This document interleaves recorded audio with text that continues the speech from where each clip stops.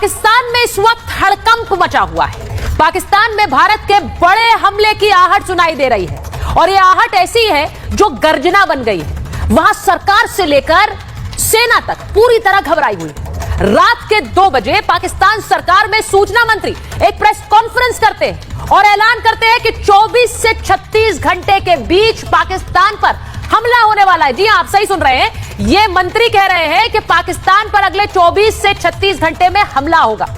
अब भारत पाकिस्तान पर हमला करने वाला है, यह सूचना दी है इन्होंने रात 2 बजे पूरी आवाम को। आप डर के आलम को समझिए कि आधी रात में प्रेस कॉन्फ्रेंस करनी पड़ रही है और यह तब है जब भारत ने अभी तक हथियार भी नहीं उठाया है, हमले को लेकर कोई बयान भी नहीं दिया है, लेकिन पाकिस्तान में हड़कंप मचा हुआ है। आपको मैं आज वो बयान भी सुनाऊंगी जिसमें 24 घंटे के अंदर हमले वाली बात कही जा रही है। उधर पाकिस्तान के मंत्री शहबाज शरीफ डायरेक्टर जनरल यूनाइटेड नेशन से संपर्क कर रहे हैं। यूनाइटेड नेशन से गुहार लगा रहे हैं कि भारत को रोकिए, भारत को हम पर कार्रवाई करने से रोकिए। वहां के तमाम टीवी चैनल्स पर यही चर्चा है जो आप तस्वीर देख रहे हैं कि भारत में बैठक हो रही है और उधर शहबाज शरीफ यूनाइटेड नेशन से गुहार लगा रहे हैं कि इस विवाद को हल कराइए। यह सब इसलिए हो रहा है क्योंकि पाकिस्तान बुरी तरह से घबराया हुआ है और इसीलिए घुटने टेक दिए हैं। एक तरफ प्रेस कॉन्फ्रेंस हो रही है तो दूसरी तरफ यूएन से गुहार लगाई जा रही है कि भारत को किसी तरह से रोक लिया जाए। तमाम टीवी चैनल्स पर सिर्फ प्रधानमंत्री नरेंद्र मोदी की बैठकों की चर्चा है। इसी के साथ साथ मैं आपको यह बताऊंगी, क्योंकि ये जो बैठकें हिंदुस्तान में हो रही है और सुबह से हो रही है, एक क्रम में हो रही है, इन बैठकों से जो खबर बाहर नहीं आ रही है उसका भी डर पाकिस्तान को सता रहा है। इसी के साथ आपको यह भी बताऊंगी कि पाकिस्तान में क्या ऑपरेशन हाफिज होने वाला है। आज इसलिए यह बात कह रही हूं क्योंकि पाकिस्तान में लश्कर-ए-तैयबा का सबसे बड़ा चेहरा यही है, यह खूंखार आतंकवादी हाफिज सईद। आतंक का सबसे क्रूर चेहरा है हाफिज सईद। हाफिज सईद को मार गिराने की बात कही जा रही है। लॉरेंस बिश्नोई गैंग की तरफ से सोशल मीडिया पर यह बयान जारी करके कहा गया है कि तुमने हमारे लोगों को मारा, अब हम एक को मारेंगे जो 1 लाख के बराबर होगा। और बात है हाफिज सईद की। हाफिज सईद को मार गिराने की बात कही जा रही है। आपको पता है हाफिज सईद को पाकिस्तान में सेना सुरक्षा देती है। वहां की पाकिस्तान की सेना इस हाफिज सईद को सुरक्षा कवर देती है, पूरा सुरक्षा घेरा देती है। अब सबकी नजरें भारत के इस मोस्ट वांटेड हाफिज सईद पर है, क्योंकि जब भारत से हमले का डर सताता है तो यही हाफिज सईद पाकिस्तानी सेना के इन बंकरों में छुप जाता है। बात सिर्फ हाफिज की नहीं, बात पाकिस्तानी सेना के उन आतंकियों की है जो लगातार आतंकी हिंदुस्तान में भेजकर इस तरह की आतंकवादी घटनाओं को अंजाम देते हैं। आज बात उन सब की होगी क्योंकि पाकिस्तान में इस वक्त हड़कंप है। 24 से 36 घंटे में हमले वाला हड़कंप, ये डर बहुत जरूरी है। ये रिपोर्ट देखिए पहले।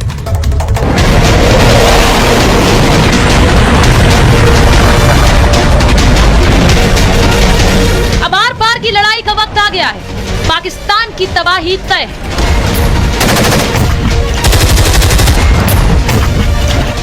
अब होगा आखिरी प्रहार। समय, तारीख और जगह भारत तय करेगा। मोदी ने सेना को खुली छूट दे दी।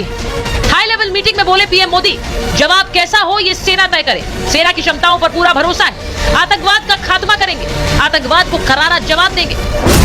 मोदी सरकार ने कमान सेना के हाथ में दे दी और अब काउंटडाउन शुरू हो चुका है। अब हिसाब होगा, जमीन भी कांपेगी और दुश्मन। पाकिस्तान सहम गया है। सेना में हलचल और सरकार में बौखलाहट साफ दिख रही है। मोदी की खुली छूट का असर सरहद पार महसूस हो रहा है। डर के कारण पाकिस्तानी पीएम शहबाज शरीफ यूएन से भारत को रोकने की गुहार लगा रहे हैं तो रात के 2 बजे पाकिस्तान के सूचना मंत्री प्रेस कॉन्फ्रेंस कर रहे हैं। पाकिस्तान के पास मुस्तनद इंटेलिजेंस इतलात हैं कि अगले 24 से 36 घंटों में पहलगाम वाकये से जुड़े बेबुनियाद और खुद साख्ता इल्जामात को बुनियाद बनाकर भारत पाकिस्तान के खिलाफ फौजी कार्रवाई करने का इरादा रखता है। पाकिस्तान की उल्टी गिनती शुरू हो चुकी है। कल जहां पीएम मोदी ने सेना को खुली छूट दी थी तो आज पाकिस्तान के लिए कयामत का दिन है। प्रधानमंत्री मोदी ने 4 बड़ी और पावरफुल बैठकें की हैं। अब अगला कदम भारत के सबसे बड़े सैन्य एक्शन की तरफ बढ़ रहा है। हर मीटिंग में सिर्फ एक एजेंडा था, आतंकिस्तान को करारा, जोरदार और अंतिम जवाब देना। भारत के एक्शन की गूंज से बॉर्डर पर पाकिस्तान की चौकियां भी खाली होने लगी। ठीक सामने वो पाकिस्तानी चौकी है जिसमें आप देखेंगे कि उस पाकिस्तानी चौकी से अब पाकिस्तान का झंडा और पाकिस्तानी रेंजर्स दोनों ही नदारद हैं। पब्लिक मीडिया नेटवर्क पर एक्सक्लूसिव देख रहे हैं। यहां पर आपको दिखेगा कि वो पाकिस्तानी ऑब्जर्वेशन पोस्ट है, उस पर कोई भी मूवमेंट यहां पर नहीं है। उसके ऊपर झंडे के लिए जो है एक रॉड लगाया गया था, जो मतलब फ्लैग होल्डिंग पोल जिसे कहते हैं, वो भी वहीं का वहीं है। लेकिन पाकिस्तानी झंडा जो है वो उतारकर अब पाकिस्तानी रेंजर यहां से चले गए हैं और अपनी इस पोस्ट को भी खाली छोड़ दिया है। पाकिस्तान में हड़कंप मचा हुआ है। मंत्री प्रेस कॉन्फ्रेंस कर रहे हैं तो सेना हाई अलर्ट पर है। पाक मीडिया में भारत के इंतकाम की थ्योरी हावी है। सब जानते हैं कि अल्टीमेटम का समय अब खत्म हो चुका है। Bureau report, Republic Bharat. और मैं अपने मेहमानों का परिचय आपसे कराऊं उससे पहले आपको एक और वीडियो दिखा देती हूं जो भारतीय सेना ने युद्धाभ्यास का जारी किया है।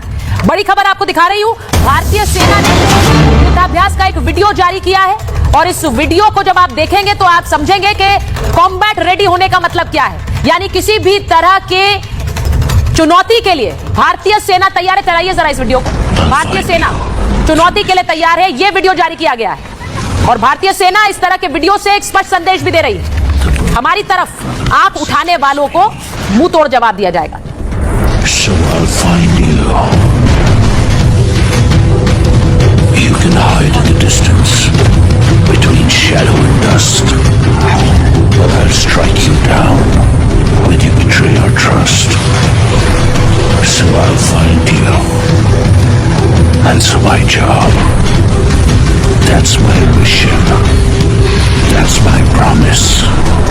I'll find you through the dust and the storm.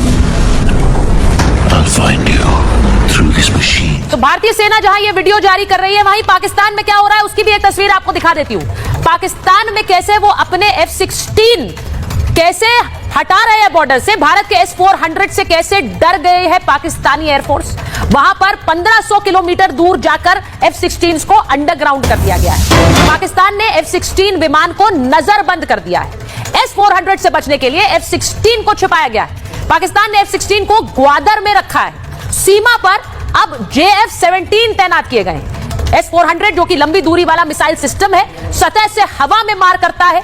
S-400 सबसे ताकतवर एयर डिफेंस सिस्टम है जो दुनिया के सिर्फ 4 देशों के पास है, जिनमें से भारत एक है।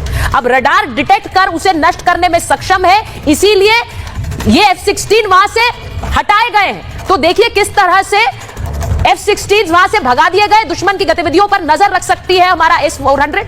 भारत, रूस, तुर्की और चीन के पास ही है ये, और इसीलिए इस वक्त ये जो स्क्रैम्बलिंग हो रही है, जो विमान वहां से हटाए गए हैं, जो खबर हमारे पास आ रही है, मैं इस पर भी बात करूंगी। एक बार जरा बता देती हूं, हमारे साथ मेजर जनरल के सिन्हा जुड़ गए हैं, मेजर समरपाल तूर स्टूडियो में हमारे साथ आ गए हैं, Amjad Ayub Mirza human right activist हैं, लंदन से हमारे साथ जुड़ रहे हैं, एनके सूद साहब फॉर्मर रॉ ऑफिसर हमारे साथ हैं, फॉर्मर एम्बेसडर दीपक वोरा जी हमारे साथ जुड़ रहे हैं पाकिस्तान से, वरिष्ठ पत्रकार आरजू काजमी जी जुड़ रही हैं, अब्दुल समद याकूब साहब जुड़ रहे हैं, पीटीआई के नेता है, और इरशाद अहमद पीएमएलएन के नेता है। सबको जरा स्क्रीन पर एक बार दिखा दीजिए।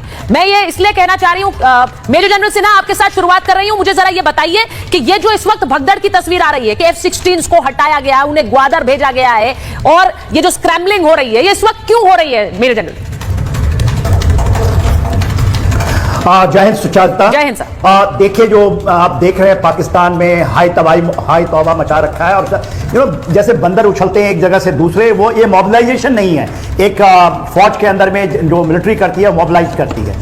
जो मैं देख रहा हूं रिव्यू ऑफ एनिमी सिचुएशंस, वो तो आपको दिखा रही है जैसे भागने का होड़ लगा हुआ है। यदि आप ग्वादर के अंदर में अपने 52 F-16 को ले जाते हैं आउट ऑफ 85, उसमें से आधे तो वो हैं जो कि काम ही नहीं करेंगे। ग्वादर के ऊपर में मेजर नेवल ऑपरेशंस का इनको लगता है खतरा है कि ये बचा लेंगे। S-400 आपको पता है 400 किलोमीटर की रेंज है और मैच्योर मिसाइल है, तो इनको लगता है कि ये तो उनमें से पहले ही तबाह हो जाएंगे। दूसरा, जब आप देखिएगा कराची में, क्योंकि आपने सवाल किया है तो इसलिए मैं इसको रिव्यू कर दूं, वहां पर J-10 है, J-17 है, F-16 के 1-2 कुछ थे एयरक्राफ्ट उन्होंने रखे हैं जो कि नॉन ऑपरेशनल हैं। सकारदू में कल F-16 एक बिना ही पहले ही उसकी हो गया एक्सीडेंट और वो खत्म हो गई है, और उन्होंने अपनी फ्लाइट रोक दी है सकारदू में। स्वात में कुछ लगाया है। पीछे जो चमन के पास में, यदि आप क्वेटा के आसपास ले, जो एक इनकी एयरफील्ड है, क्योंकि 12 कोर इनके स्ट्राइक कोर है, वो उधर पड़ी है, और पेशावर कोर, दोनों के अंदर में, क्योंकि वहां बहुत ज्यादा अटैक्स आ रहे हैं बलूचिस्तान की, टीटीपी की, और उसके अलावा थोरकम बॉर्डर से और स्पिन बॉल्डिक से, जहां की मेजर आज ही 102 पाकिस्तानी सोल्जर्स मारे गए हैं। तो ये आप बताइए कि भारत तो अभी तो आंख भी नहीं दिखाया, अभी तो एक भी हमने Exactly. कुछ नहीं किया, और इनकी इतनी हाय तौबा मच गई। सर F-16 लड़ाकू विमान जिस तरह से वहां से हटाए गए हैं, जी आप जिस तरह से हटाए गए हैं मेजर जनरल, आप बिल्कुल सही कह रहे हैं। अभी तो हथियार उठाया नहीं है और इस तरह की इमेच्योर बयानबाजी भारत करता भी नहीं है। न्यूक्लियर बॉम्ब है, जो न्यूक्लियर बॉम्ब होता है, जो शेर होता है, वो बार बार गिदड़ भक्की नहीं देता कि हम दहाड़ेंगे। तो ये हिंदुस्तान की तरफ से ऐसा कोई भी गैर जिम्मेदाराना बयान नहीं आया है, ये मैं बार बार कहती हूं और ये मैं गर्व के साथ कहती हूं। मैं एक बार बताऊंगी कि कैसे पाकिस्तानी एयरपोर्ट्स पर हाई अलर्ट है, ये खबर भी आ रही है। पाकिस्तान में सभी एयरपोर्ट्स पर सुरक्षा बढ़ाई गई है। आपने लाहौर एयरपोर्ट थोड़ी देर पहले देखी होगी, जहां पर आग लगी और उसके बाद काफी हिस्सा उसका वहां पर उस आग के हवाले हुआ। इसके बाद पाक सरकार ने सभी एयरपोर्ट्स की सुरक्षा बढ़ाई है। एटीसी को भारत एयर स्पेस से आने वाली फ्लाइट्स की जांच के भी आदेश दिए हैं। यह भी कहा गया है जो भी फ्लाइट्स भारतीय एयर स्पेस से आ रही है उनकी जांच के आदेश दिए हैं। सभी एयरपोर्ट्स पर सुरक्षा बढ़ाई गई है पाकिस्तान में। अब मैं आपको जरा वो बयान सुनाना चाहती हूं, जिसके बाद मैं आरजू आपके पास आ रही हूं, याकूब साहब आपके पास आ रही हूं। यह बयान जो 24 से 36 घंटे में हमले का बयान है, रात 2 बजे प्रेस कॉन्फ्रेंस का बयान है। जरा इसे सुने हमारे दर्शक। पाकिस्तान के पास मुस्तनद इंटेलिजेंस इतलात हैं कि अगले 24 से 36 घंटों में पहलगाम वाक़े से जुड़े बेबुनियाद और खुद साख्ता इल्जामात को बुनियाद बनाकर भारत पाकिस्तान के खिलाफ फौजी कार्रवाई करने का इरादा रखता है। अब मैं इसी बयान से बात शुरू करना चाह रही हूं। जरा मुझे बताइए याकूब साहब, ये रात के 2 बजे प्रेस कॉन्फ्रेंस करके बताया जा रहा है कि 24 से 36 घंटे में हमला होने वाला है। इतना डर हो गया है वहां पर, 24 से 36 घंटे में हमला होगा। यूएन में जा रहे हैं, शहबाज शरीफ बात कर रहे हैं यूएन डायरेक्टर जनरल से। याकूब साहब की आवाज नहीं आ रही है। कैलकुलेशन करता है या कोई बोलिए।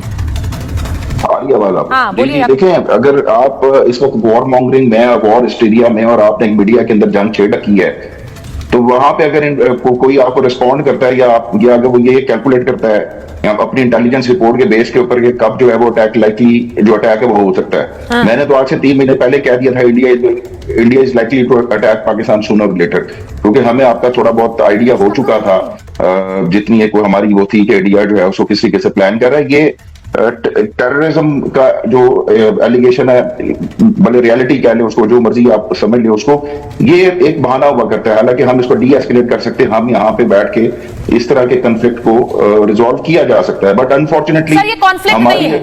नहीं याकूब साहब, ये कॉन्फ्लिक्ट नहीं है। पहली बात तो ये कॉन्फ्लिक्ट नहीं है, ये बेगुनाहों का खून बहाना है और ये पहली बार पाकिस्तान नहीं कर रहा है, इसीलिए कोई भी देश आपके साथ खड़ा नहीं है। आज आप यूएन में बात करने जा रहे हैं, आप दूसरे देशों से कह रहे हैं कि इसको डीएस्केलेट करवाइए, लेकिन क्यों करवाएं? आप लोग जानते हैं ये पहले भी आपने किया है। ये हम भी पाकिस्तान टेररिज्म को सपोर्ट कर रहा है, करता चला आ रहा है, और इंडिया भी करता चला आ रहा है। मैं ये कह रहा हूं कि कॉन्फ्लिक्ट या मैच्योरिटी या रिस्पॉन्सिबल